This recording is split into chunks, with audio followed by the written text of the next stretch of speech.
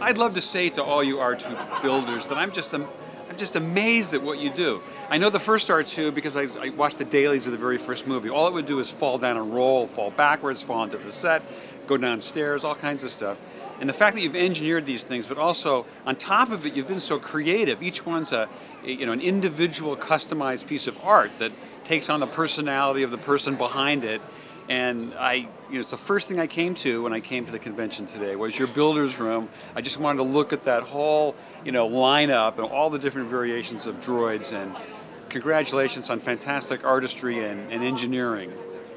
Well, Jim Shima sent me at one time a prototype of a lightsaber sound effect performance tool, where you could carry it in your hand, move it, and it would generate a lightsaber sound, trigger it if it was in your on board your computer. And I was fascinated with that idea because I've always wanted to have the ability to stop making the sound effects with my mouth. I'd like to be able to pick up a lightsaber or my hands and have the proper sound. So it was just an interesting technology. I know it's an emerging technology which is coming up now.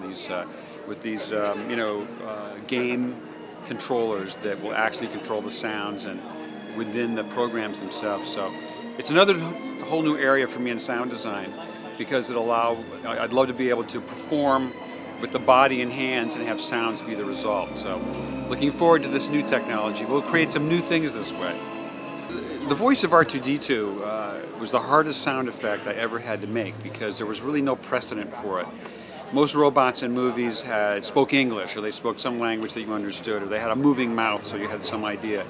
The script of Star Wars just said that R2 made electronic sounds. It didn't really specify exactly when R2 would talk or the quality of the noise.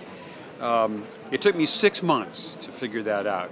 And I was really nervous because R2 had to talk and act with Alec Guinness, of all things. Yet you couldn't understand a word that R2 would say, but you had to understand the meaning behind it. It ended up being a problem solved by combining a keyboard ARP synthesizer, which I had at the time, which made electronic sounds, and my voice making funny little R2-like noises, and performing them together and spending endless hours editing and clipping little snippets out of that sound and stringing them together to give it some sense of meaning. And it was really actually probably about the hardest sound effect I ever worked on. And we thought it would never work. We thought audiences wouldn't understand R2 at all and we'd be lost.